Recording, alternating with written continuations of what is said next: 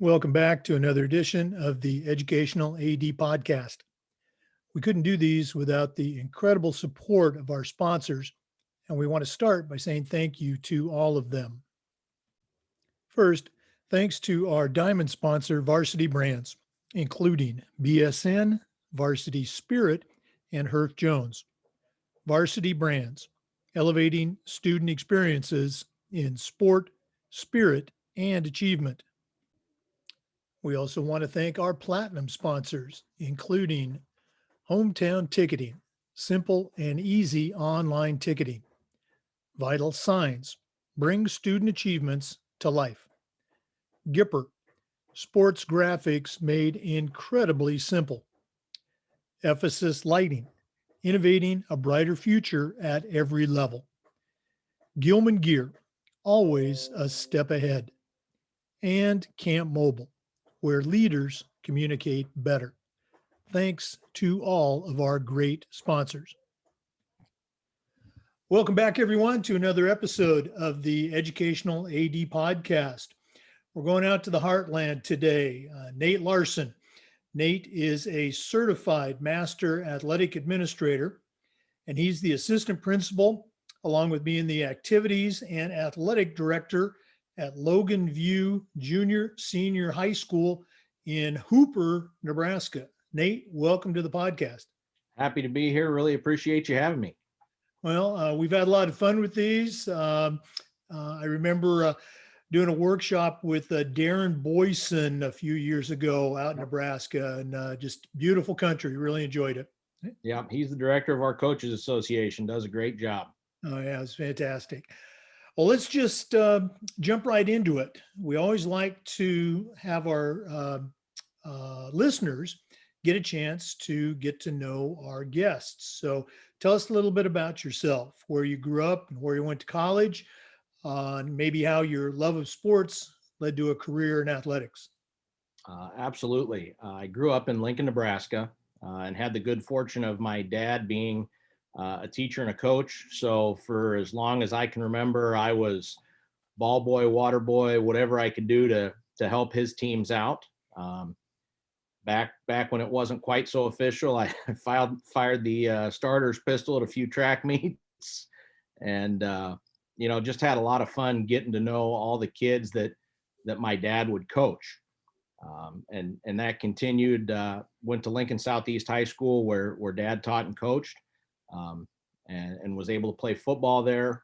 Fortunate to be able to play for some outstanding coaches. Chuck Mazursky, Mike Butler, Doug Miller, just some incredible people. Went on to college at the University of Nebraska, and then have made 4 stops in my career, 3 as a teacher and a coach, and then for the last 7 years as the assistant principal and AD at Logan View.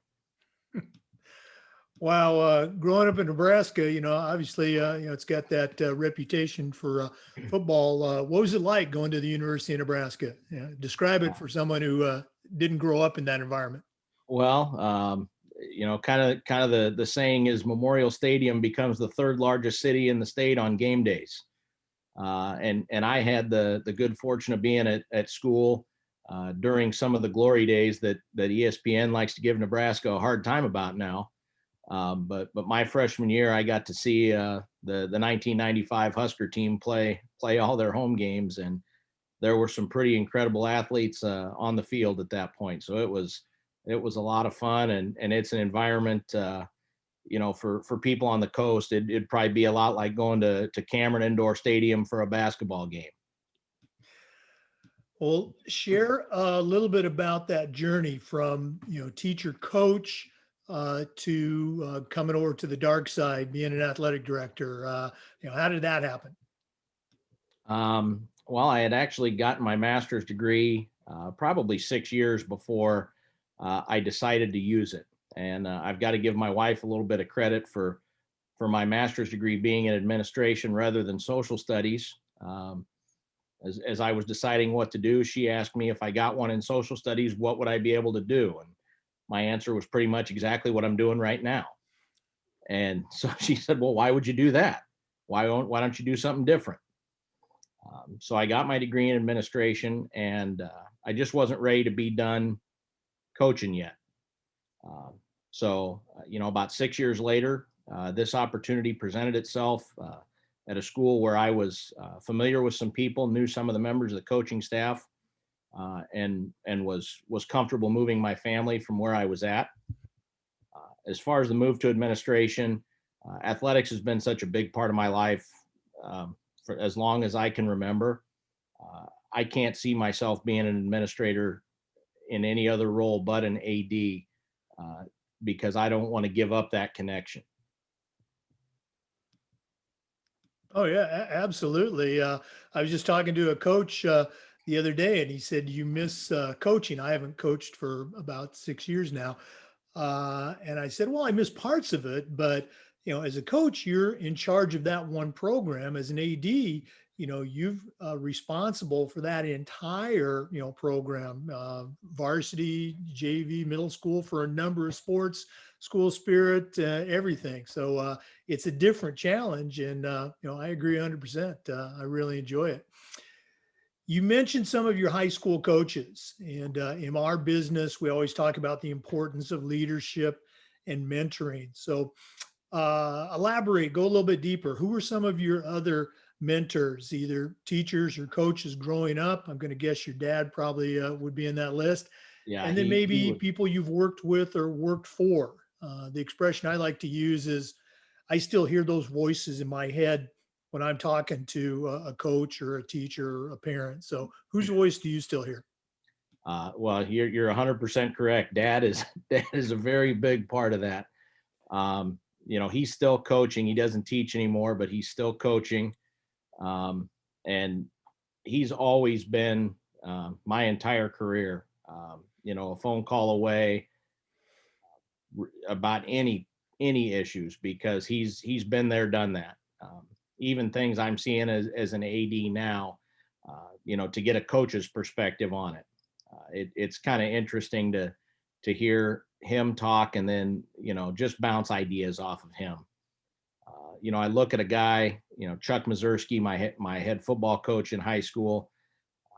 There, I'll never forget a day I got in trouble at practice, and I was adamant that I hadn't done anything wrong. So I knocked on the coach's office door, and said, "Coach, hey, I apologize about today, but I really want you to know that I didn't do anything, because I cared about his opinion that much."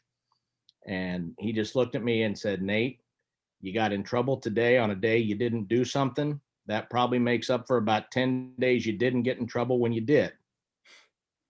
I just said, "Thank you very much, coach," and closed the door and walked away. And that's something that, that kind of resonated with me, just as far as always trying to do, the right thing.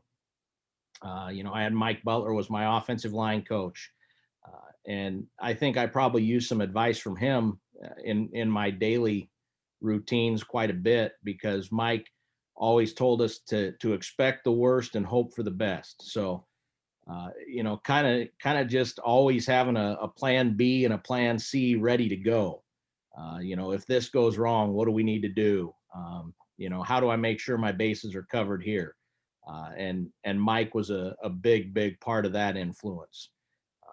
Getting into my teaching and coaching career, Dave Carlson, the first head football coach I worked under, taught me a lot about everything that goes on behind the scenes, getting ready for a game.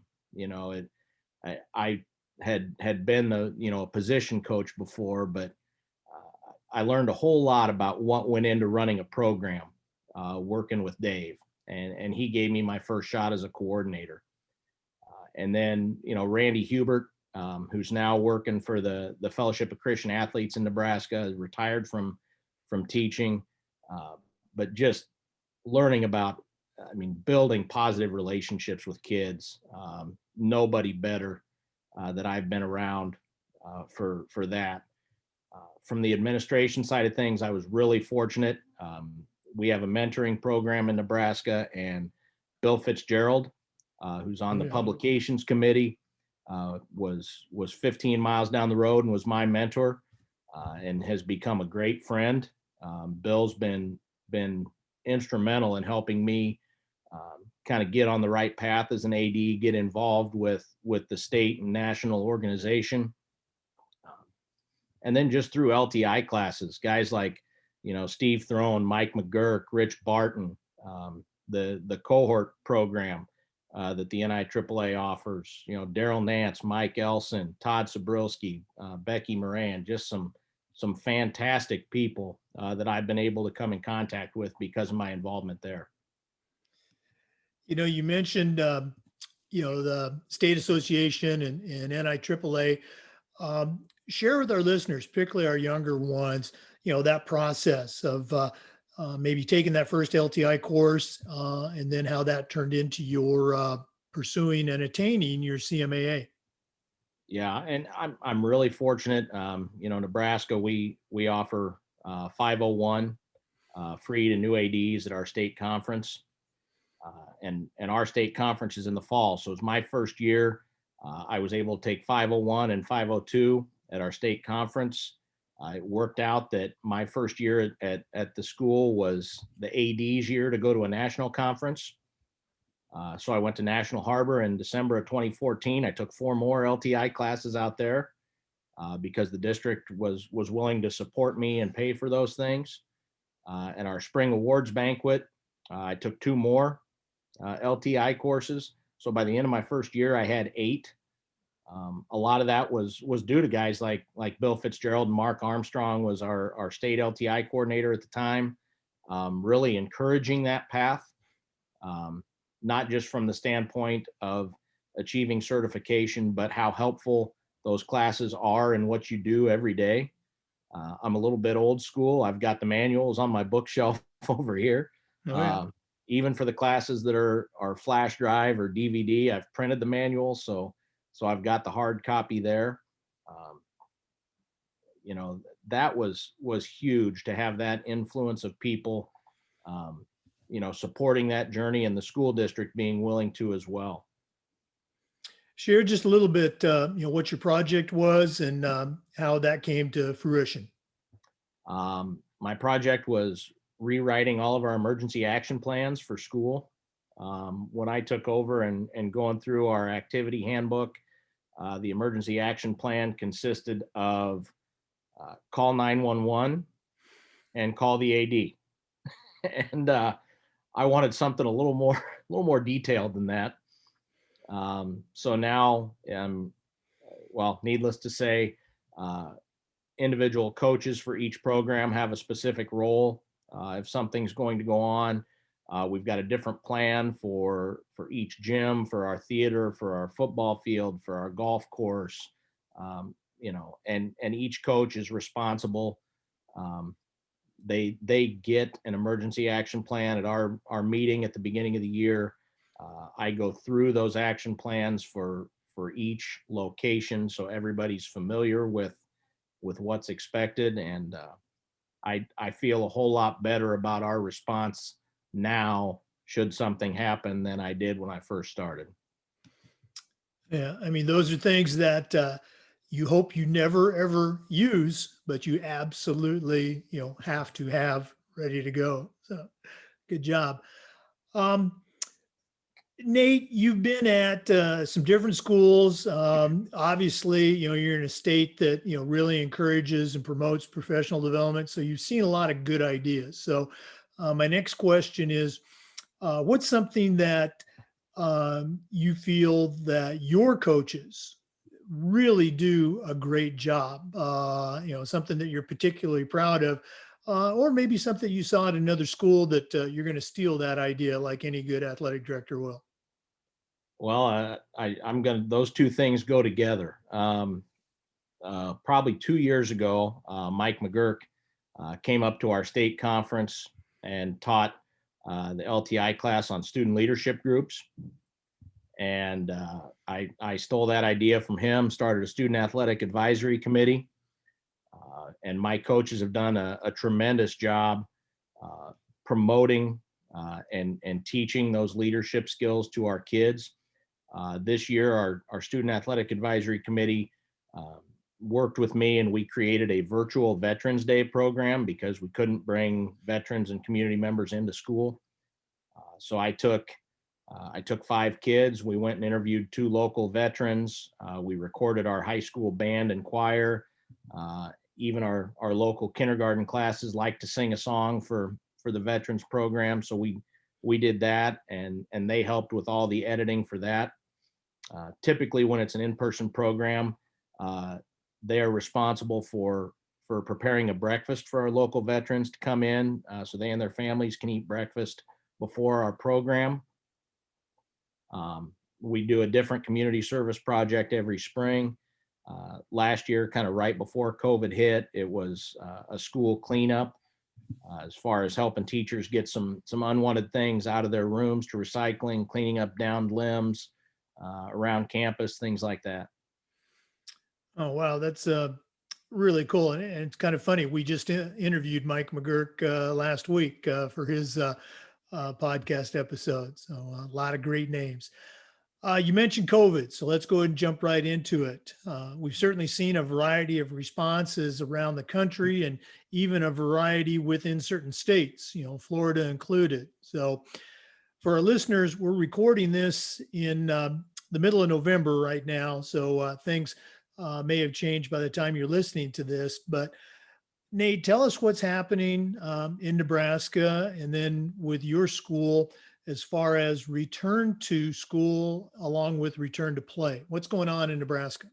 Well, we started every place but Omaha Public Schools started the year either face-to-face or hybrid. And my school has been face-to-face learning the entire school year. I believe August 13th was our first day. We were very fortunate. Our school did not lose a single contest due to any COVID related items. We lost one softball game to rain. We rescheduled one volleyball game because of COVID, but we're able to get it rescheduled. So our fall sports were able to play every contest that was originally scheduled. I think we only had 2 athletes get quarantined throughout the course of the fall. The kids have really done a great job following the guidelines that we have set up for them. Winter sports practices started yesterday for the high school. My son's a junior high basketball player. They've got 2 games in already. So we're pretty fortunate locally that our coaches have really modeled outstanding behavior as it relates to our expectations with masks and distancing wherever possible. And the kids have really picked up on that and done a great job. Our current state mandated directed health measure from the governor is 25% capacity at indoor events. So for example, our school moving forward, when we start basketball games, each of our basketball players, because we play a lot of boy-girl doubleheaders, each of our basketball players will get 2 tickets to give to immediate family members. And that's part of the directed health measure. It has to be a household unit for the family. And we'll do the same for visitors. Every player on the roster will get 2 tickets. For our wrestling duels, just based on numbers, that will be 3 tickets per kid. Triangulars or quads will be 2. For our 16-team tournament, it will be 1. We do have the Huddle Focus camera in our gym, so that allows us to stream all the events to our school YouTube channel that we host at home. And for wrestling, we're working on getting a couple things so we can use the TrackCast wrestling system, which rather than broadcasting 3 mats at once, each individual mat will have its own camera with a score overlay. Oh, wow. So we're doing everything we can to allow people to still watch from home with the limited capacity. How, from your fall sports experience with football and volleyball, and I guess you all did softball too, Yep. how was that fan response? Were they cooperative? Was it high maintenance? How'd that work out for you? Very much so, I think, in terms of cooperation from the fans. I think a lot of the parents are really understanding that, whether or not they agree with the policies that the state has out there, They understand that following those policies is how their kids get to participate. And when it comes down to it, that's what we all want. We all want to see the kids continue to be able to participate in what they love. Our one act play goes to districts in 2 weeks. And part of that is we're working on the licensing rights right now so we can record it, because there's the potential that district contest has to become virtual, and each school sends in a video of their production, and they get judged and feedback from there. But the bottom line is we're going to do what we need to do so our kids can still participate. Yeah, and I think that's the message is, hey, we want to keep doing this, so help us keep doing this. Don't be an obstacle. Nate, since we've been doing these podcasts, a question that I've been asking relates to this idea of, social awareness, social justice, if you will. And my question is this: what are some things that we can do as athletic administrators? What are some things that we can do better to help promote this, this whole culture of social awareness? I think there's 2 things that really come to mind for me. And the first is listening to our kids and listen with the purpose of understanding, not responding.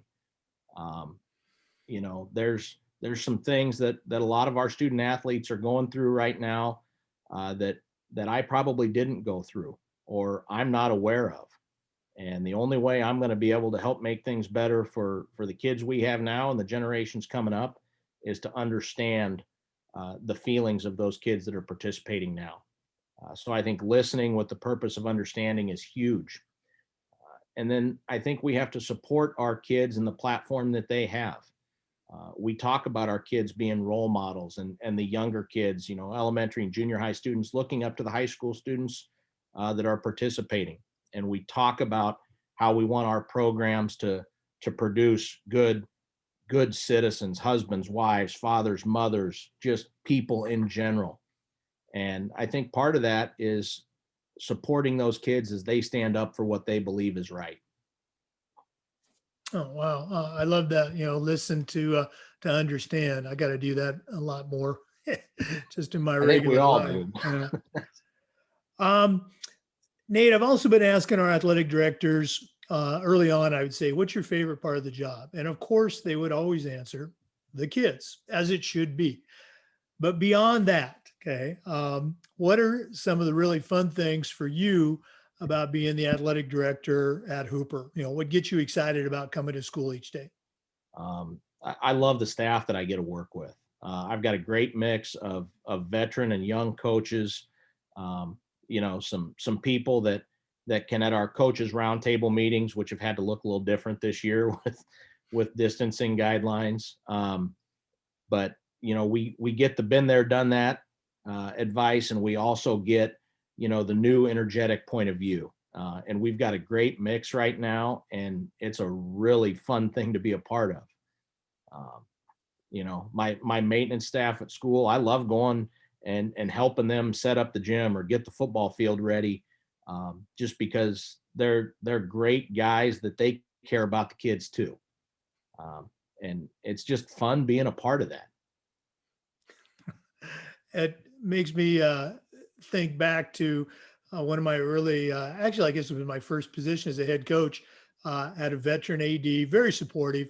And in our coaches meetings, he would invariably say, now, we've done it this way for years for a reason. Okay. If you have a better reason, show it to me. So he wasn't afraid of change, but he was explaining, hey, there's a reason we've been doing it this way. So I love that, that mixture of, the veteran and the excited rookie. Well, Nate, it's been great getting to know you virtually through the NIAAA, portal. And this has been wonderful, having a conversation with you. It makes me want to come back to Nebraska even more and, see what you're doing there and steal some of your ideas. But we're not done yet. We always like to wrap up with what we call the new athletic director's toolbox. Now, as a seasoned athletic director, you probably have a good handle on things. But right now, I'm going to challenge you to send out a brand new AD on their very first job, but I'm only going to let you put 3 things in their toolbox. What 3 items are going to go in Nate Larson's athletic director toolbox? Um, I think first and foremost has to be a work ethic. You can't be afraid to jump in and, whatever needs to be done, you've got to be willing to do it. Um, whether that's setting up, whether that's, filling in a role if you've got an emergency situation for one of your coaches, you've got to be willing to do all that. Okay? And I think part of that goes to, you talked about missing some things as a coach. And for me, one of the things I miss most is that direct contact with a group of kids.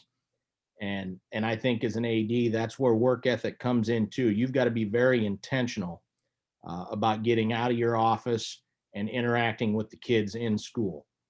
It's important for me that they know me as something beyond just the job title or the guy that gets the gym ready to go or schedules the game and the bus to get there. Second thing is going to be a growth mindset. Whether it's the LTI courses, just reading whatever you can get your hands on. Always approach things from the standpoint that you can learn more and be better tomorrow than you are today. And then I would also say a network. And that's where the NIAAA and for me, the NSIAAA has been great. Get to know those people that are your peers. Lean on them for advice. Don't ever hesitate to reach out. If you've got a question about something, there's a wealth of resources. And you mentioned the NIAAA portal. That's something I really wish even more people would take advantage of than currently are. Heck, without that, I don't know that I'd have made a connection with you. So. I appreciate that shout out, but again, great advice, particularly the networking within your state, even within your district. You mentioned there's an AD just down the road, and unlike coaches who normally keep secrets, athletic directors, they can't wait to share ideas and help somebody out. So great advice. Well, Nate, thanks again for being a guest. Hopefully, I'll see your face in one of the many NIAAA conference workshops coming up in December, and hopefully our paths will cross for real down the road. I look forward to it. Hopefully, Denver 2021 gets to happen in person. Oh, absolutely. I'll let you buy me a beverage there. Okay? I can handle that. To our before we go, if one of our listeners wants to get in touch with you, what's the best way to reach out to you? My email address, first initial, last name, NLARSEN @loganview.org. Okay, so nlarson@loganview.org. Yep. All right. Well, now we'll say thanks for being on. To our listeners, thanks as always for tuning in. Remember, these episodes are also being uploaded to the FIAAA Educational Athletic Director YouTube channel. So you can not only listen, but see us. So thanks again for tuning in. Come back again next time for another episode of the Educational AD.